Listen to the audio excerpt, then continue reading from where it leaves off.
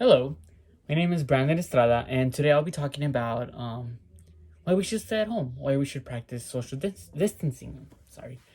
So first of all, I would like to start by saying thank you.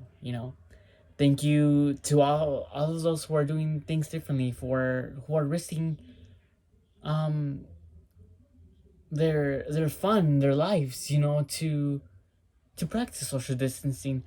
Those who maybe miss somebody's birthday or whose birthday wasn't celebrated. Um, and I feel like those people um should be celebrated, in a not in a physical way, but more in a, I guess, cognitive way, like, just so thank you to those people who are practicing social distancing. So according to epidemiologists, they're concluding that more than 120 million Americans will eventually be infected with the virus COVID-19. So we must do this social distancing in order to take care of those around us, not only us. We must protect those who don't have the strong immune system that, your average 20-year-old going to parties is going to have. We have to keep in mind that we're doing this not only for ourselves, but people around us. So this isn't the time to be selfish.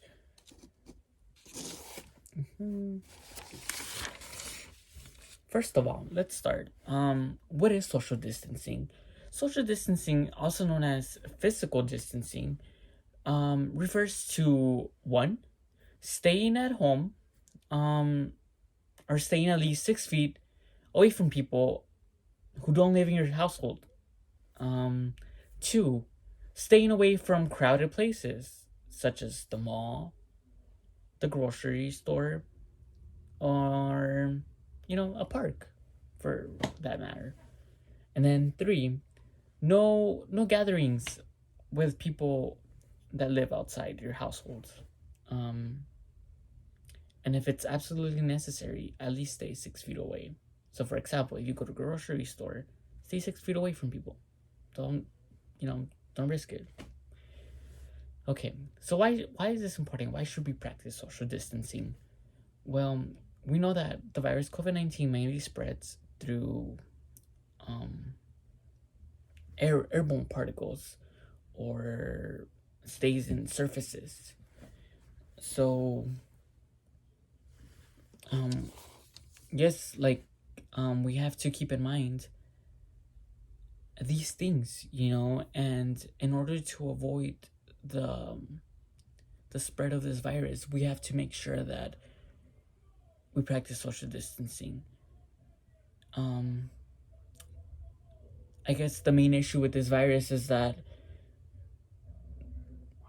it has an incubation period of, about 14 days max. And what does this mean? What does incubation period mean?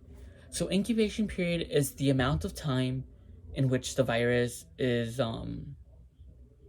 can spread, or it takes for it to develop, so to show symptoms, for example. And so that's the major problem with this virus, is that it takes a while for us to actually know if we have it or if somebody else has it. And while we may feel healthy, we may still be positive for the virus. And so I may be, just talking to somebody, I'm healthy, whatever, you're healthy, we're both healthy. But one of us may not be. And so that's the real problem. We contaminate other people without actually knowing it, you know? And so, according to the CDC, limiting face to face contact with others is the best way to reduce the spread of the coronavirus 2019. So, it's important that we keep, social distancing going. And even if you haven't started, it's never too late to start. So, what are one of the main reasons as to why social distancing is important? So, one of the main reasons is to keep social distancing going is not only to, to avoid contaminating others, but also to flatten the curve. And what does that refer to exactly? Flattening the curve. So here, let me show you an example. So here I'll be drawing a graph, right? And this graph, you can see this little dotted line is going to show the capacity of hospitals in this example.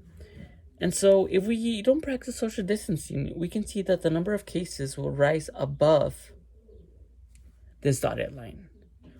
And what does that mean? Well, there's going to be less supplies for taking care of not only COVID-19 patients, but also patients who need some other type of care. So, for example, cancer patients, or just a patient who, fell and broke her hip or his hip, And so with social distancing, what this graph would look like, or should look like, is something like this. So compared to this, it's way smaller, and you can still see that we have some room right here. We have some room for taking care of other patients.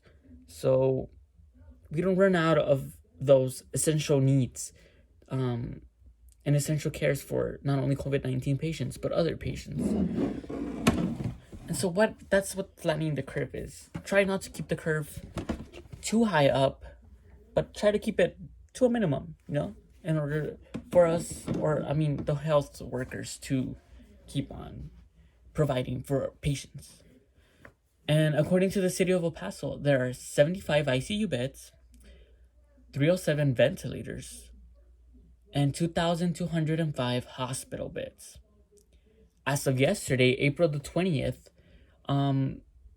there are 13 patients in ICU out of the 75 ICU beds, and there are 9 patients in the ventilators out of the 307 ventilators. So this is good. We shouldn't really worrying about how many cases there are, but how many supplies we have. So yeah, we may have more than 500 cases as of right now, but as long as we keep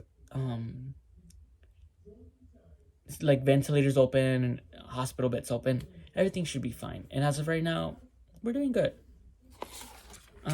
So pretty much in conclusion, so the social distancing shouldn't be a negative thing.